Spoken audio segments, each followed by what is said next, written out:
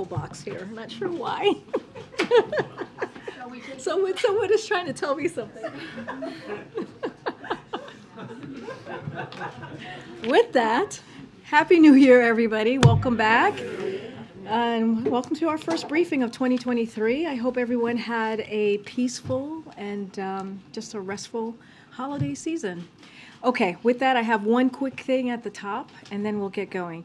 As we announced this past weekend, the president will travel to Covington, Kentucky tomorrow, where he will deliver remarks on how his economic plan is rebuilding our infrastructure, creating good-paying jobs that don't require a four-year degree, and revitalizing communities that are too often left behind. The president will be joined in Kentucky by Senate Minority Leader Mitch McConnell, Senator Sherrod Brown, Kentucky Governor Andy Beshear, and Ohio Governor Mike DeWine.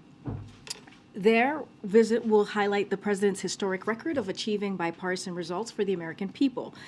We'll have additional information to share about the president's trip later today, so stay tuned. But leaders across the administration will spend Wednesday highlighting the impact of the president's economic agenda and work to rebuild our nation's infrastructure. Vice President Harris will visit Chicago. Secretary of Transportation Pete Buttigieg will visit New London, Connecticut. And White House Infrastructure Coordinator Mitch Landrieu will visit San Francisco. With that, okay. Zeke, kick us off. Thanks, Karine. Happy New Year. Happy New Year. Wondering if the president has been watching the action going on the other side of Pennsylvania Avenue right now, and does he have a preferred candidate in that race? That's one way to put it. Look, as you know, the president served as a U.S. Senator for 34 years, and he understands how this process works. He certainly will not insert himself in that process. Look, we are looking forward to working with congressional colleagues, including Democrats, Republicans, and independents this year, and the new Congress, obviously, to continue to move the country forward for the American people, continue to build on an economy that is working, that because of the president's policy, if you think about the bipartisan infrastructure legislation that I just spoke about and how that's that brought both sides together and really going to deliver on an important item of the bridge for Kentuckians, but also in the region. So that's going to be our focus. We're certainly not going to insert ourselves in what's happening on the other side of Pennsylvania Avenue. And just a couple of national security questions for you, foreign policy questions. Does the White House have any response to the Israeli national security minister's visit to the Temple Mount? Does it think that was constructive? Yes, so this is the mosque that you're talking about by the National Security Advisor there. Look, so the United States stands firmly, and we've been very clear for preservation of the status quo with respect to the holy sites in Jerusalem. Any unilateral action that jeopardizes the status quo is unacceptable, and we will continue to be steadfast on that and be very clear on that. And then separately, does the White House have any response? There's some pretty sharp rhetoric coming out of Beijing today in response to the testing measures that the U.S. and other countries have put in place on Chinese travelers over the last week or so. Has the White House seen that, and is any response to that? Yeah, so we've seen that. Look, I will not speak for China, but I'll say this: there's no cause for retaliation here. Just because countries around the world are taking prudent health measures to protect their citizens, that's what you're seeing from us and others. This decision is based on public health and science. This is coming from our experts here, and other countries like Japan, like South Korea, the UK, France, India, Italy, Malaysia are also taking similar public steps here. The World Health Organization is calling on China to release more data, which is vital to the to identify any potential variants. Again, there is no need for retaliation. This is something that all of us, other countries, are doing to make sure that we are protecting our citizens here. Before you ask your question, I just wanted to offer my condolences and the administration's condolences to your loss. And we were all very sad to hear about the passing of the executive producer of This Week of DAG. And I got to meet him a couple of times. He was an incredibly kind and wonderful individual, very smart and clearly passionate about his work, and served as such a mentor. And so we, our hearts and prayers go out to the ABC News family, to his wife and his very young children. And again, our condolences. Thank you very much for that. Thank you. You mentioned that the president looks forward to working with Republicans, presumably once they get their leadership sorted out. Now that we do have a new Congress in place, though, what is the first order of business where the president does look to try and work with Republicans? So I'm not going to get into specifics on what the policies or pieces of legislation is going to look like. We're going to wait for the new Congress to kind of settle in and get themselves situated. But what I will say is that the president has always been very clear. He's been clear when he was a president. He was clear when he was U.S. Senator. He was clear on the campaign trail that he's willing to work with Republicans who are willing to continue to deliver for the American people. And it's not just him. This is what the American public said very loudly and clearly after the midterms. They want us to work on a common ground to deliver on the needs of what's important for them and to do it in the way that we're building the economy from the bottom up and the middle out, as the president has said many times. And he wants to make sure we reward hard work and do this so that, for people who are playing by the rules. And so this is very important. We want to make sure that we address national security concerns and keep the American people safe. And so, some of you may have seen the president and the first lady on New Year's Eve. They were on your network, and you heard the president. It was just something that he says all the time. He's an optimistic person. He is very optimistic on what lies ahead and how we're going to move our country forward. Does the president see this leadership fight and have any takeaways from it in terms of whether it may make it more difficult to work with Republicans in getting any of these things done? I will say this. As you all know, we're going to go to Kentucky, as I just mentioned. We announced it a couple of days ago, clearly, that he's going to go there. It's going to be done in a bipartisan fashion. The bipartisan infrastructure legislation, the biggest infrastructure investment since 1950s. You think about the most significant gun reform in almost 30 years. You think about major China competitiveness legislation that's already bringing more manufacturing jobs back to America, and key help for veterans who were exposed to toxic chemicals in the line of duty. Those are things that the president has been able. Those are the historic pieces of legislation that the president has been able to do in a bipartisan fashion. And let's not forget, there are 200 pieces of legislation that was done in a bipartisan way in the first 2 years of his administration. So again, he's optimistic. We're going to see that bipartisanship tomorrow in Kentucky when we're out in the region, and I think that's incredibly important. One more thing, just to clear something up here. On Title 42, so the court says the administration still has the power to discontinue the policy on its own if it so chooses. I know you've said you're complying with the court, deferring to them, but is it your understanding that the administration has this authority or not? So the way I know we haven't really responded to this because we haven't had a briefing. So look, I'll say this just to kind of give a reaction here on the Supreme Court. So look, the Supreme Court's order keeps the current Title 42 policy in place while the court reviews the matter in 2023. We will, of course, the way that we see it, comply with the order and prepare for court's review. But at the same time, we're advancing our preparations, as I've mentioned, to manage the border in a secure, orderly, and humane way when Title 42 eventually lifts.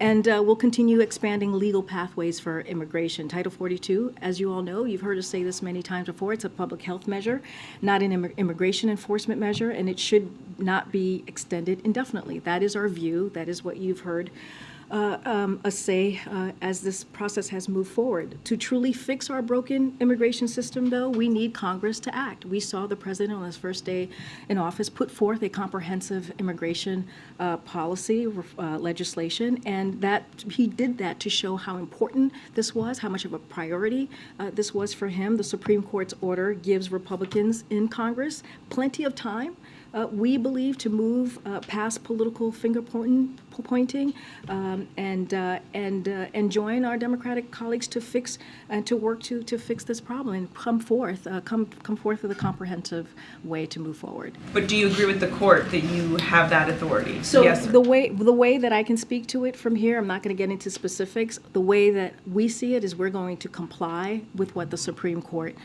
justice ruled in its current form with Title 42. I understand. Is there a difference of legal opinion here?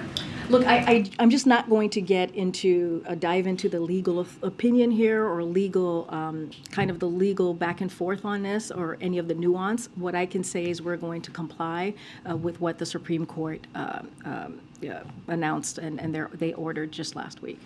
But not going to get into the Okay, but legal you can't opinion. say whether or not you think you have that authority or not. I'm just not going to speak about it from here. That's a DOJ is doing the legal components of this. What I can say is we're going to comply with the Supreme Court order as it stands from last week.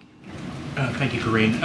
Just first, quickly on McCarthy again. I'm just curious if the president made this case on the campaign trail last year about how basically a vote for House Republicans would mean handing over leadership to MAGA extremism, in his words. Do you feel like this is an illustration of that in some way, and do you think it'll make it harder for you to get deals done? I mean, the way that we see it is that, look, if you think about the midterms, and if you think what was being written about leading into the midterms just a couple months ago, which was there was going to be a red wave, right? That's what we kept on hearing, and that didn't happen. Right? What we saw was the American people said very loudly and clearly they wanted us to come together and work towards a common ground, right? Whether it's to deal with the economy, continue to build on the president's economic policy, whether it's our national security, whether it's protecting women's health care, all of those things is what we heard from the American people, or protecting our democracy. And so the way we saw it, and it was historical, right? If you think about a Democratic president and what we saw from those midterm elections, we hadn't seen anything like that in 60 years from a Democratic president, the success from the midterms. And it happened and it occurred because of this president's leadership, because of his messaging, because of what we led with, right? Because of all the policies that I just mentioned, including the bipartisan infrastructure legislation, right? Including the American Rescue Plan, which was the first piece of legislation that this president signed to get our economy back on its feet. And so we see this very differently. We see that the American public has given us a charge to work together, to work in a bipartisan way, to continue to build on what the president has been able to do the last 2 years. And did you invite Kevin McCarthy to the January 6th commemoration that you're holding here on Friday? I'll have more to say on what we're going to be doing on January 6th. Just don't have anything to share at this time. Okay, and then just one other topic. Do you have any reaction to the missile strike that killed several dozen Russian military personnel, and understand it was U.S. arms that were used in that missile strike? Any comment or concern about So that? I don't have an assessment for you on this. I would not want to speak for Ukraine about their own military operations. Again, I just don't have an assessment to share at this time. And has the president discussed it with Zelensky at all? I don't have anything to read out for you at this time. Go ahead. The event tomorrow is an interesting contrast with what we're seeing on the House floor today. Was that intentional? Were you thinking through, President, Senate Minority Leader, a bipartisan law the day after what I think everybody expected was going to be a rather chaotic day on the House floor? Phil, it really speaks to what I just kind of laid out for Trevor as we talk about the results of the midterm election and what the American people said very loudly and clearly. They want us to work together. They want us to work towards a common purpose that will deliver for them. But I'll say this: over the holidays, our team was consistently engaged with bipartisan congressional leadership, governors, and local electeds across the country to pull this trip together, from California to Kentucky and Ohio to Illinois and also to Connecticut. And so this is important. And let's not forget, this is a bipartisan piece of legislation, this infrastructure legislation that was done many, many months ago. And so this is what we're going to see, what you all are going to see tomorrow. Certainly I'm not going to get ahead of the president, is going to focus on this bridge, which is a main artery in that region that delivers for not just the people of Kentucky, but for that region as well. And so the president will speak more about this. You'll hear also a little bit more from us later today on what that's going to look like. But again, I think it can highlight that we do big, profound things for the country when we work together. And I think that's an important message to send to the American people, especially after the results of the midterm election. And then just one on foreign policy. Some officials brought some clarity to this last night, but just from the podium. The South Koreans were talking about kind of expanding efforts together in terms of deterrence, given what we've seen from North Korea. Can you kind of detail what exactly that may be, or what President Yoon was talking about? So just want to be very clear, just to reiterate what the President said yesterday. We're not discussing joint nuclear exercises. The ROK is a non-nuclear weapon state, so just want to be very clear on what the President was saying, and it is very much how it stands. But following their meeting in Cambodia, President Biden and President Yoon tasked their teams to plan for an effective, coordinated response to a range of scenarios, including nuclear use by North Korea. And so that is what the teams are working on, and what President Yoon was clearly referencing when he made his comments yesterday. And I will point you to his statement. He also made that clear in his most recent statement. So the United States is fully committed to our alliance with the ROK and providing extended deterrence through the full range of U.S. defense capabilities. One quick follow-up on Phil, and then another.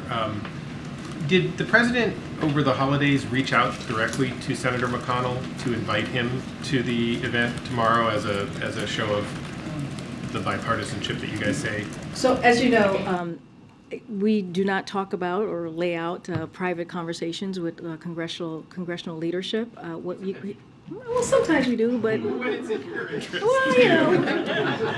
All right, you may have caught me there a little bit, but look. I'm not gonna, you're gonna see them tomorrow. You'll be able to see for yourself that relationship that has been, they've known each other for some time now. But look, again, I'm not going to get into private conversation between the president and members of Congress, but what I can say and share with all of you is that our team was consistently engaged with bipartisan leadership, as I just mentioned, not just in Congress, but also with governors and local leaders. And this is an important issue, right? Again, let's not forget what the American people said very loudly. They want us to continue to build on policies like the president's going to talk about tomorrow. This bipartisan infrastructure legislation, and want to be very serious here. When you think about infrastructure, it is connecting communities, and that's what it is one of the vital things that we will see tomorrow when we are at the bridge. And then one just real quickly about the next trip, the Mexico City trip. I imagine you guys are going to do some sort of briefing later, but do you have can you give us some sense of what the agenda is? Obviously trade, but immigration, Title 42. What's the message? And I admit I don't have the details, but apparently there was some reporting this morning that AMLO had sent a letter or some sort of communication to the U.S. this morning detailing what he wants to be on the agenda. So as you stated, we'll have more details on the trip, including deliverables in the upcoming days. I'll say a little bit of what we've already shared. As you know, we're going to go on the 9th and the 10th. The president's going to be traveling to Mexico City for the North American Leaders Summit alongside President Andres Manuel Lopez Obrador of Mexico and Prime Minister, Justin Trudeau of Canada. The NOLS will be an opportunity for President Biden, Prime Minister Trudeau, and President of Mexico to promote a common vision for North America with concrete initiatives that will address climate and environmental challenges, increase North America's competitiveness, protect the health and safety of our citizens, jointly respond to irregular migration in the region, and advance diversity, equity, and inclusion as well. We will, as you noted, as we get closer to the trip, we'll certainly have more to share with all of you. Yeah, quick one. Were Senators Rand Paul or J.D. Vance invited to the event tomorrow? Don't have anything to share on who was invited or not invited, but I can tell you who will be there tomorrow. Okay, and the president... I would point you to their offices. And the president had said that he was going to spend this lovely holiday season talking to his family. Has he decided whether or not to run for re-election, and when will he tell us? Oh, goodness. Tell us now. She's smiling for us. So look, as you know, I have to follow the law in terms of what I can discuss here. We do believe in the rule of law. I know some of you had something to say about that just a couple of weeks ago, but we do believe in the rule of law, and we will respect it, and we will honor that here from this administration. So look, you've heard the president say this directly after the most successful first midterms for a Democratic president, as I just stated, in 60 years, especially as we heard very loudly from the American people and the message that they sent. Look, he has said that he intends to run, and I'm certainly not going to get ahead of the president. What I can say is that his focus will continue to be and has always been on the American people. It is going to continue to be and has always been on what we can do to improve their lives. It will continue to be and has always been, how do we build on his economic policy? How do we build an economy from the bottom up and the middle out? And how do we continue to cut cost when we think about health care, when you think about the Inflation Reduction Act, when you think about the CHIPS Act and making sure that we're bringing manufacturing jobs back here to the U.S., which we're seeing manufacturers doing. So that's going to be his focus. Again, I'm just going to reiterate what I said. I'm going to reiterate what the president said. He intends to run, and certainly, as I know from my job, I'm not going to get ahead of any announcement. Just a tiny holiday catch-up, or maybe not tiny at all because it was a giant meltdown. Does the administration have any thoughts about the Southwest Airlines meltdown? Are you guys satisfied with the performance of the airline? And what is the administration going to do to make sure that passengers are made whole? Yeah, I have a couple things to say on that. I think that's a really good question. Look, Southwest Airlines failed its customers, point blank. The Department of Transportation will hold them accountable to their commitments to make their customers whole. While every major airlines face challenges from a pre-Christmas storm that wreaked havoc on the aviation system, all major airlines except for one, which is Southwest, clearly, were able to recover quickly. So Southwest Airlines acknowledged that all cancellations starting December 24th were controllable, in other words, not weather related. So that means the airlines assumes responsibility based on Southwest's prior commitments to customers. The airline must cover rebooking, hotel rooms, meals, and transportation to and from a hotel. What's more, Southwest must make their customers whole by paying for coach flights, rental cars, and trains to get people to their final destinations. And Southwest must return baggage as quickly as possible and reimburse passengers up to $3,800 in provable damage under Southwest's care. The Transportation Department is watching. They're monitoring this very, very closely to ensure that this all happens, and we'll see fines from Southwest if it doesn't cover a cost. Thank you, Karine. Happy New Year. Happy New Year. To follow up on Tam's question, after we saw thousands of flights over the summer be canceled and delayed, we heard a very similar sentiment that you just said from Secretary Buttigieg, that we have to put more pressure on the airlines, that he thought that things would get better by the holidays, that you're pressing the airlines for better service. What did the administration do between those failures and the failures we saw over the holidays to try to make things better? So just a couple of things. So since 2020, to your question, our administration has made it a priority to help people get their money back from airline disruptions. That aggressive work has brought real results for the American people. In 2022, DOT issued the largest consumer protection fines against airlines in U.S. history. The Department of Transportation will seek fines from Southwest, as I just mentioned, to make sure that they cover cost as required. And look, our administration is going to continue to press for long-term solutions. This is something that we are committed to. You heard the president speak about this. Making sure that customers who are kind of left behind, essentially, are able to recover in whole. So just two things I just want to lay out. In June, Secretary Buttigieg called a meeting of airline CEOs to address the unacceptable rate of cancellations and delays we saw during the summer, and demanded more realistic scheduling and better customer service. As a result, cancellations have decreased significantly since the summer, with the exception of Southwest over the holidays. Like, let's remember, all the other airlines were able to get back on their feet except for this one airline, which is Southwest. So look, these continued problems are unacceptable, and we will be very clear about that. And you've heard directly from the Department of Transportation, from Secretary Buttigieg over the last couple of days on this specific issue.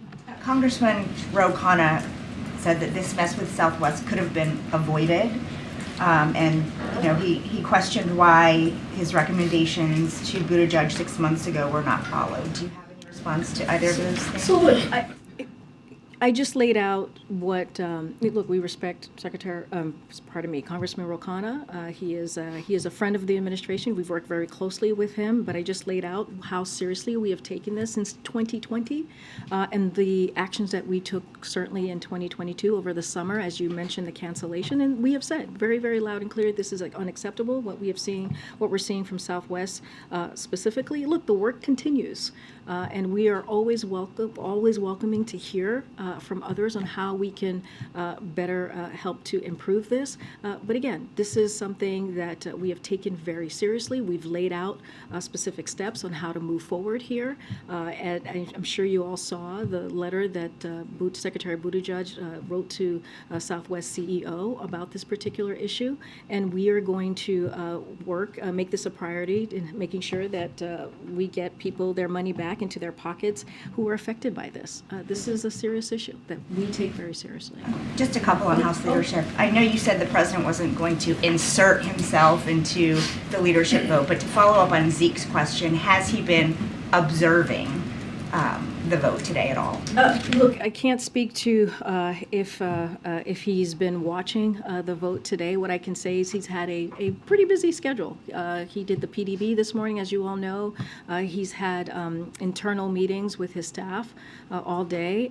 But look, this is, I say this because this is something he truly believes. He was a senator, right? He understands how this process works, and he's just not going to insert himself. He's going to let the process play out and continue to do the work of the American people. And then just finally, regardless of how it shakes out, does the president believe that House Republicans should find a way to push George Santos out of Congress?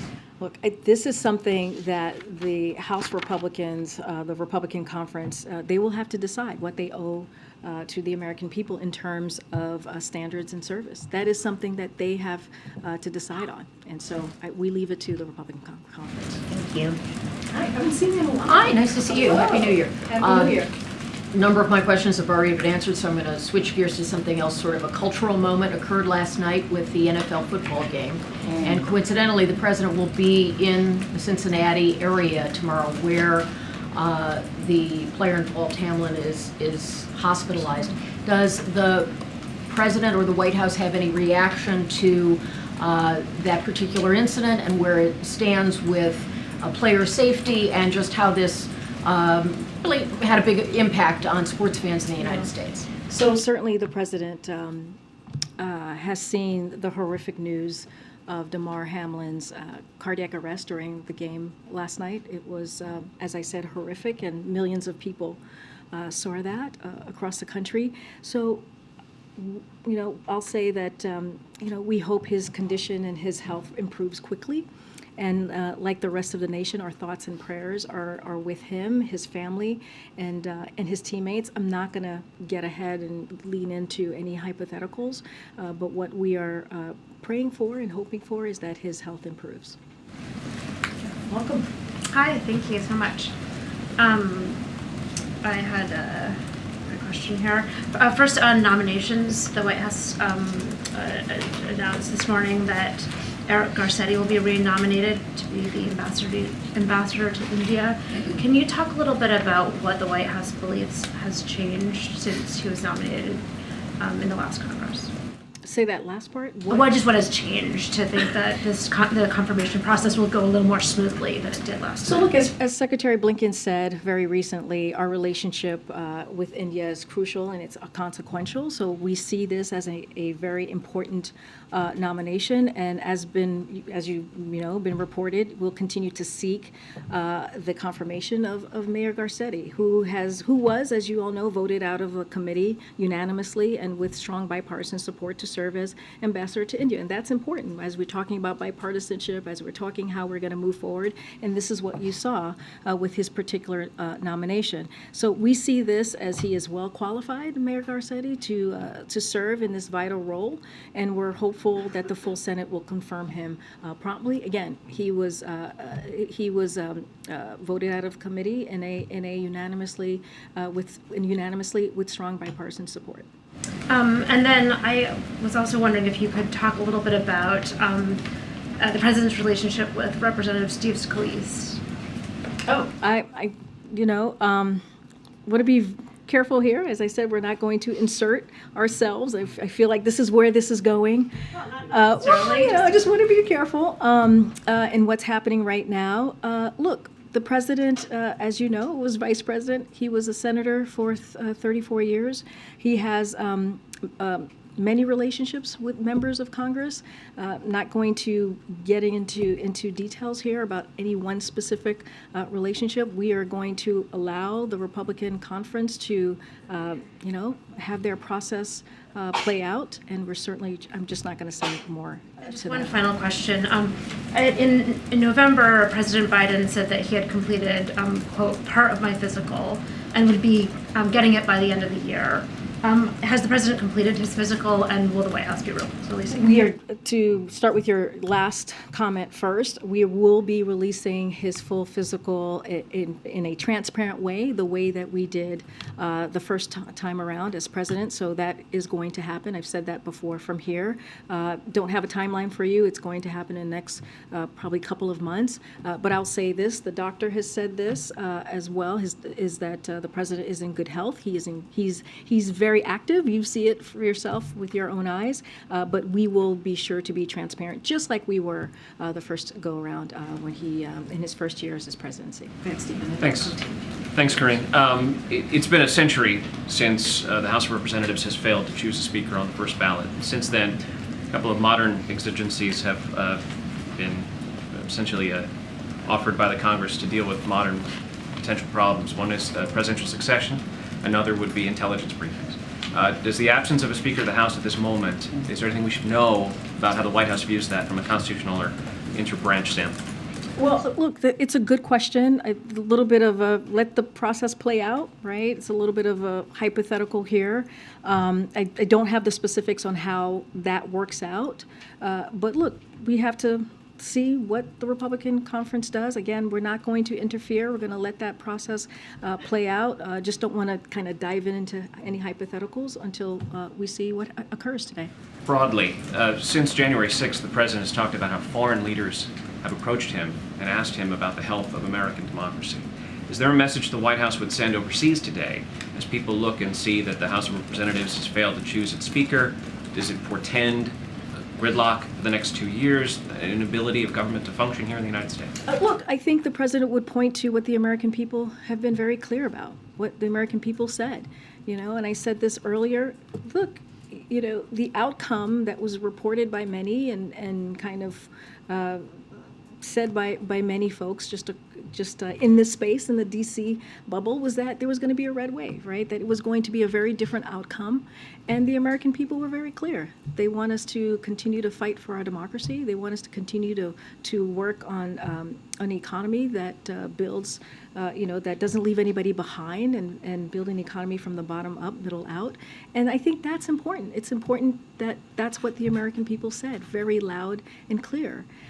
Look, again, not going to insert myself here, or the president's certainly not going to insert himself in what's happening today. We're going to let the process play out.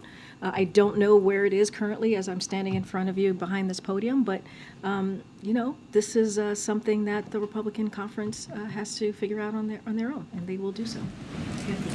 Thank you, Karine. Happy New Year. Happy New Year. Happy New Year. Not a daddy yet? We're in the birth month. Oh boy. Ooh. Will Joe Biden announce a re-election bid by January 30th? No. I thought you were gonna ask for my okay to name your daughter Karine. I thought that's where we were going here.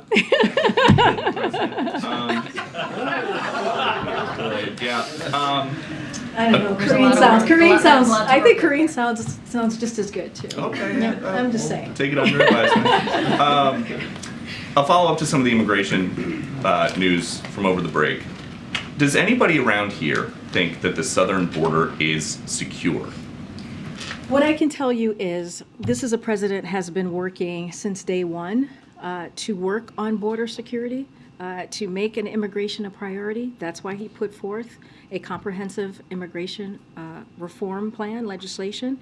And here's the thing. As the president is coming forward and trying to come up with solutions, the difference here is that you have Republicans, as you know, who are doing political stunts. And, and we've called that out over and over and over again. And the president is willing to work with Congress, Republicans, Democrats, Independents, to work on these issues that matter to the American people. But this is an issue that the president has taken very, very seriously since day one of his administration. But roughly 7,000 migrants crossing every day illegally. Does the White House believe the border is secure? Look, I've told you what we have done, what we have made this a priority. To make sure done. Are they working? To make sure that there's border security measures. And Look, is it working? look.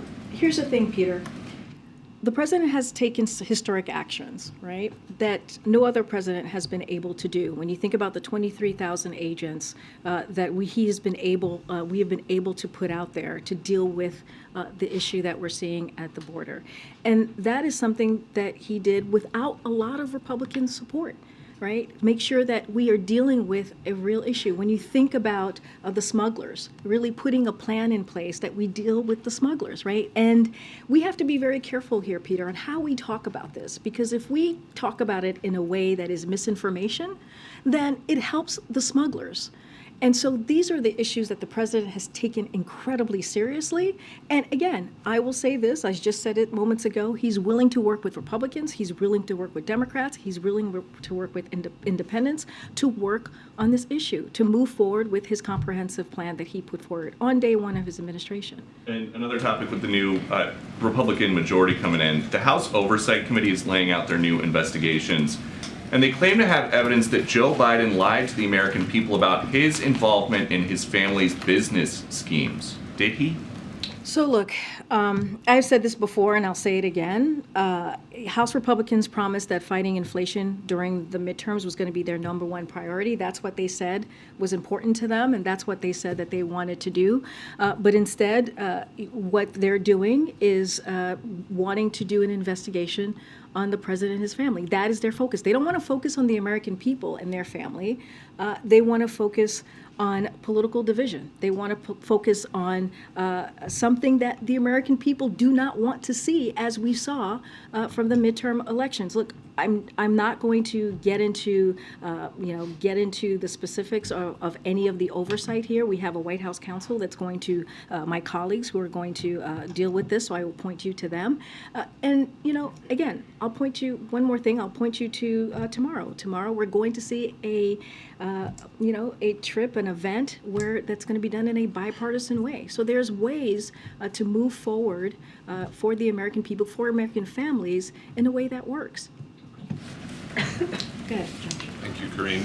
Last week's visitor log release showed a most recent meeting between Sam Bankman-Fried and a White House official, Steve Ricchetti. In this case, this was his fourth meeting of the year. I'm wondering, given this first briefing since then, if you can give us any sort of summary of what has been discussed in Mr. Bankman-Fried's meetings with the White House over the course of the year? Yeah. So let me give you a few rundowns here. As we've previously confirmed, as you know, I know you're following this very closely, these meetings included Steve Ricchetti and Bruce Reed. The meetings focused on pandemic prevention related to Sam Bankman-Fried's foundation and general information on the cryptocurrency industry and crypto exchanges. Look, the administration has been clear about the need for Congress to take action when we talk about addressing cryptocurrency. The president, as you know, released an executive order on this topic just last March. and the president released a framework for protecting consumers last fall, and last November, Secretary Yellen renewed this administration's call for Congress to take action. So, as you know, the White House regularly engages with officials from a range of industries and sectors, including leaders in business and labor and nonprofits. Again, this meeting with Sam Bankman-Fried was focused on pandemic prevention related matters and cryptocurrency and crypto exchanges. When you were last asked, General information. thank you. You said that you couldn't comment on whether the president has any view about whether Democrats or Democrat-aligned groups should consider returning some of the donations Mr. Bankman-Fried made. I'm just circling back on that to see whether that's still the case. He has no view on whether this money That is should... still the case. I don't have anything to share or any change of my comments that I've made before on this. Looking forward to this year, a lot of the last 2 years' accomplishments that you talk about are seen less likely in a divided Congress, needless to say. Can you give us a sense of what you see as a sort of baseline target for success from your view in 2023? What do you hope to get out of a year with the divided Congress when some of the things that he relied on sort of heavily in the last Congress won't really be available to him this time around? I mean, look, I just mentioned, we're going to be in Kentucky tomorrow with Mitch McConnell, the Senate Minority Leader. And I think that's important. I think that shows how it is important for the president to show that bipartisanship, right? It is important to show that how the bipartisan infrastructure legislation is going to make a real difference to Americans across the country. And so I think that I know there's a lot of doubt, and I know tends to be a lot of this is politics. There tends to be a lot of negative kind of thinking on how we move forward. But look, this is a president, as senator, as vice president, who has worked across the aisle and has been successful at that. Again, I laid out some key we're talking about historic pieces of legislation that will change the lives of American families across the country. And so that matters. So we're going to continue to do that. We're going to continue to work with Democrats, Republicans, independents who are willing to continue that work that he has done the last 2 years on building on his economic policy. It does not end. It doesn't end in the last Congress, and it hopefully will continue in a new Congress. Are there any particular topics where you think bipartisan bills are possible? I'm not going to get into specifics right now. I'm not going to get ahead of the president on what that's going to look like. What I can say is when it comes to lowering costs, medical cost for the American people, as we started to do with the Inflation Reduction Act, we want to continue to do that, right? As it comes to making sure we're creating good paying union jobs, clearly we want to continue to do that. We want to continue to fight inflation, which is the president's #1 economic priority. So all of those things still stand. It's just a different year. Karine, I want to kind of piggyback off of Stephen's questions. Today is a very newsy day on the Hill, and the number 218 for the second time is elusive for Kevin McCarthy. What do you say to the American public as we're still figuring out what's happening on Capitol Hill? And this is not just about a vote. It could be a constitutional issue. Look, I just don't want to be really careful here. Not going to, you understand the power of the podium here, not going to insert myself on something that is currently happening on the other side of Pennsylvania. Not going to get involved, not going to name names, just going to let that process move forward. And this is something also that the president understands. Like, this is a process that they have to decide on. But how does the other side of Pennsylvania Avenue reassure the American public as the democracy is going through growing pains? Some may say there are cracks in democracy. How does this White House reassure the American public as all of this is going on? So look, separately and aside to what's going on as we're talking about our democracy, and the president has been very clear, we have to continue to fight for it. This is something that he will continue to do every day, and we have to protect our democracy. This is something that the president has spoken about in speeches that you have covered, April, yourself, and how important it is to do that. And he feels, as the president of the United States, he needs to speak loud and clear about that. But again, let's not forget, the American people, as you're alluding to, is very much paying attention to this, right? They want us to continue to fight for our democracy. They want us to continue to protect our democracy. I don't want to, not going to get into what's happening on the other side of Pennsylvania, but this is, as it relates to our democracy, this is something that the president takes incredibly seriously. And lastly, at the very least, Hakeem Jeffries will be minority leader of the House. Has the president talked to him recently? What is their relationship, etc.? Look, I don't have a call to read out to you, but I can say that we are looking forward to working with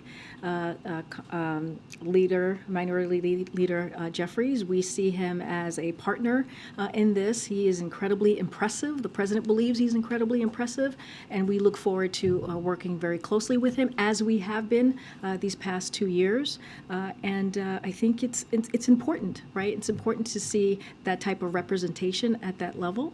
But aside from that, Hakeem Jeffries is a brilliant thinker, a great legislator, and again, we are congratulate him on his new role, and we'll continue to work closely with him. Thank you. Happy New Year. Happy New Year. I wanted to ask you about the first briefing of this year.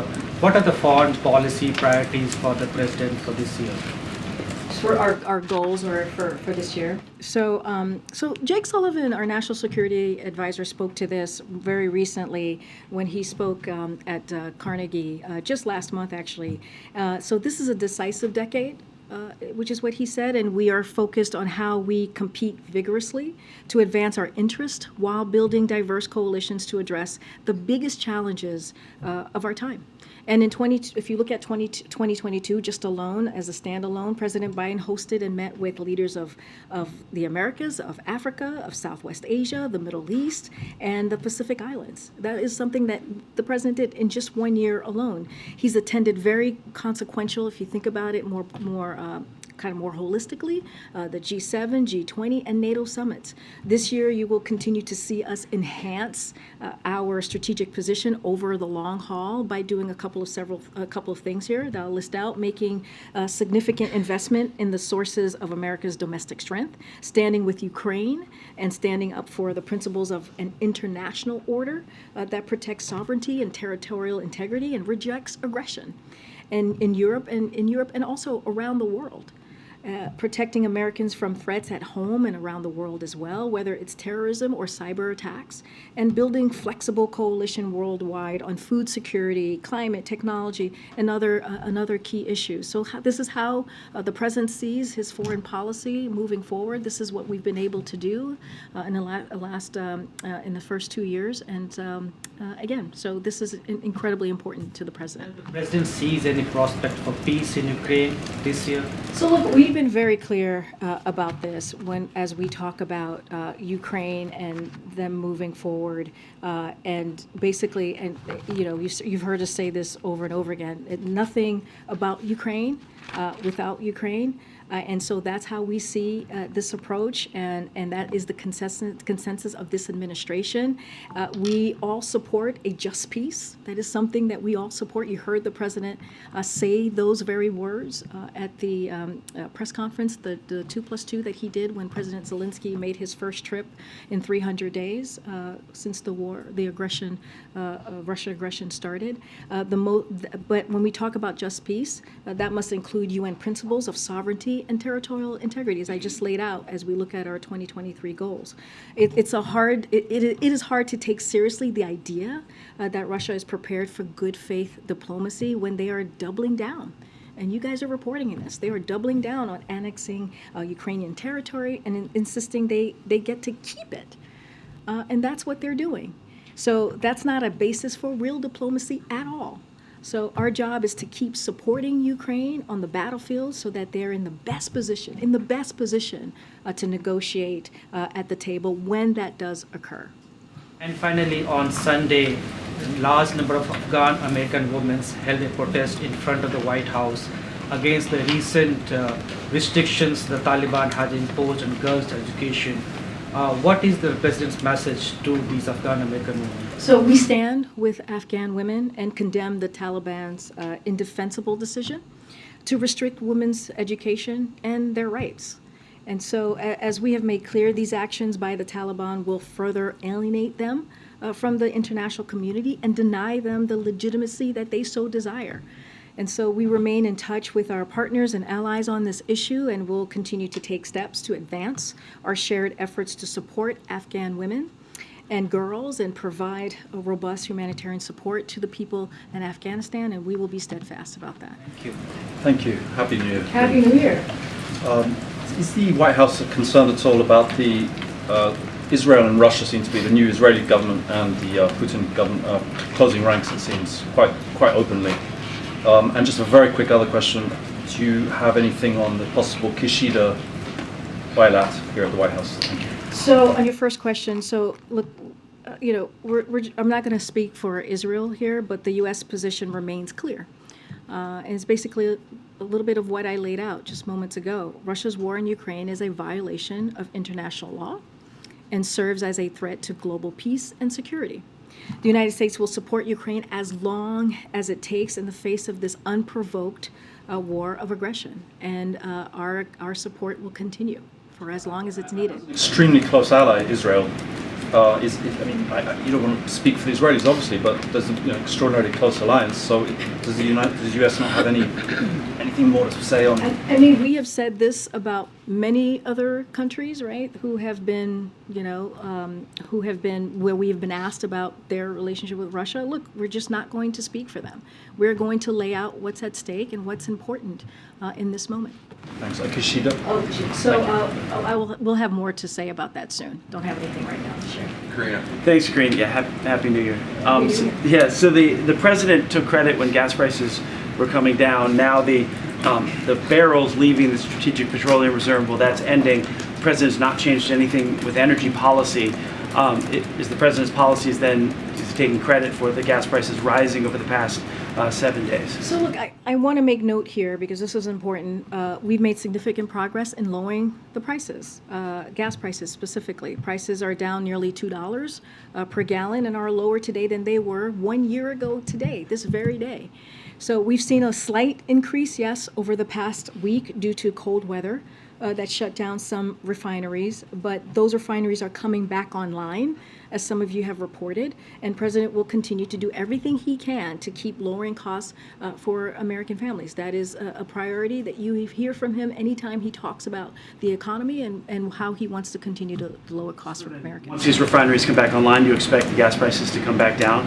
And the price of gas when the president came into office was $2.39 a gallon. I know, but I'm talking about 1 year ago, and that was 1 year ago was not when he came into office, right? So, and we have been able to lower the price by nearly $2 per gallon. And let's not forget, one of the reasons 1 year ago we were dealing with this, almost 1 year ago, was Putin's war, and which caused gas prices to increase, and that started in February of just last year, February 24th to be exact. And so that's what I'm talking about. We've been able to do that work to bring costs down by nearly $2 a gallon. Look, we expect once those refineries are getting back online that prices will continue to decrease. Thanks, Karine. Back on the president's trip to Mexico in the next few days, what is his message, or will his message be when he's there, to would-be migrants who may be confused about what the United States' immigration policies are right now, given the back and forth over Title 42? And is there any specific action that he wants President López Obrador to take to help lower the number of illegal border crossings? So, look, I'm not going to get ahead of what's going to be discussed or what's going to be on the agenda. We'll certainly have more to share in upcoming days as we get closer to the trip on January 9th. Look, irregular migration is certainly one of the key issues facing our hemisphere, and it will certainly be one of the important topics of discussion at the NALS, right? That is something that certainly will be discussed. The president is looking forward to meeting with Mexico and Canada to continue coordinating a regional response, which you have seen over the past several months to irregular migration in the region, including through the continued implementation of the principles outlined in the Los Angeles Declaration on Migration and Protection. So we have been working working with the two countries for this past year or so on dealing with irregular migration. That is going to continue. Certainly not going to get ahead of that. There's a weird noise happening. Okay. Karine, real quick, Yes, when it comes sorry. to the president, Sorry. when it comes to the president's legislative agenda, do you have any sense of when the State of the Union is going to take place? Do you expect that to be this month? That's a good question. I don't have anything to share with you. As you know, the State of the Union is an important opportunity for the president to lay out his vision in front of not just Congress, but to the American people for this year. And so I know he looks forward to doing that as he did last year. Just don't have anything to share on that. Speaker has to invite him, right? The Speaker does have to invite the That's president, right. but perhaps the president would like to do it this month versus next month. The Speaker, you're right. The Speaker does have to invite him, so don't want to get ahead of that process. Okay. Thanks, Karine. D.C. Mayor Bowser, in her inaugural speech, called on President Biden to end work from home for federal government employees or turn over vacant government buildings. She said, "We need decisive action by the White House to get most federal workers back to the office most of the time, or realign their vast property holdings for use by the local government, nonprofits, businesses, or," she said, "any user willing to revitalize it." Does the White House have a response to Mayor Bowser, and has anybody spoken to her about this proposal that she wants? So this was yesterday. So I haven't checked with the team to see if anybody has talked to her about this or connected about this. But increasing the supply of affordable housing is a priority of this administration. As you know, we've talked about it many times over this past 2 years. That's why the president put forth the Housing Supply Action Plan, and that was to ease the burden of housing cost over time by using a mix of administrative and legislative actions to boost the supply of quality housing in every community. I don't have any announcement to make from here or to any response really to Mayor Bowser, but clearly this has been a priority for this president, which is why he put forth this plan, this action plan. Specifically on the issue of federal workers, in his Christmas speech on December 23rd, the president said, "Things are getting better. COVID no longer controls our lives. Our kids are back in school. People are back to work." What does he see as the future of federal work in D.C. for the federal workforce in terms of employees working at home versus working in the office, given the large numbers of employees and the large numbers of buildings that they work in this city, and what that means for the downtown area here? No, very good question. Don't have an announcement to make at this point. Look, we listen to the experts, right? We certainly follow the science and listen to the experts. Just don't have anything to announce today on any changes to that particular, as it relates to federal buildings and federal workers. But look, just to reiterate what the president said, we are in a different place than we were when he walked into this administration. He put together a comprehensive COVID vaccination plan that made a difference, that helped put our economy back on its feet. And look at us today. I remember you guys, some of you were here for Jen's first briefing. There were 14 of you masked up. And look where we are 2 years later. We are in a different place. And so I think that's important to note. We are going to continue to share our message with the American people to get that new vaccine. It is important. It will help continue to get us back into a place where it doesn't disturb our lives the way it did 2 years ago. We know the tools that work. We know what we need to do, and so we need to make sure that we continue to communicate with the American people on getting that vaccine, and so we'll continue to have that conversation. Thanks, Karine. Oh, okay.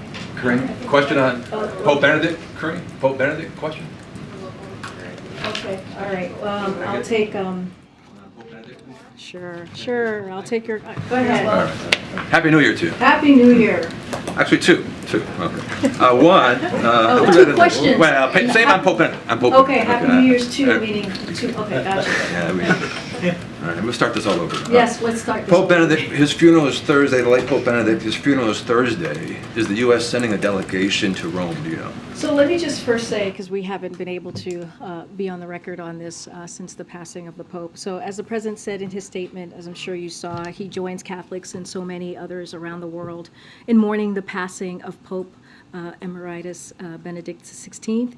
He will always remember the Pope generosity and meaningful conversation they had when he visited the Vatican in 2011. So to answer your question, the U.S. Ambassador to the Holy See, Joe Donnelly, will represent the United States at the funeral of the Pope, in line with the wishes of the late Pope and the Vatican. This is what their requests were. This is what their wishes were, and so that's what you'll see from the U.S.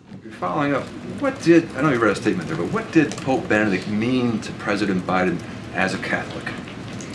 You know, the president, as you know, he takes his faith very seriously.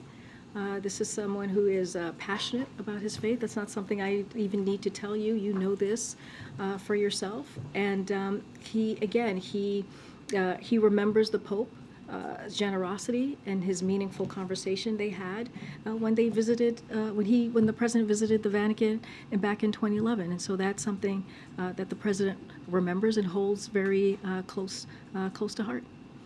Okay, all right, guys. What technical issue? All right, well, guys, I'll see you on the road tomorrow, and we'll be back in the briefing room on Thursday. Thanks, everybody. Thank you. Thank you.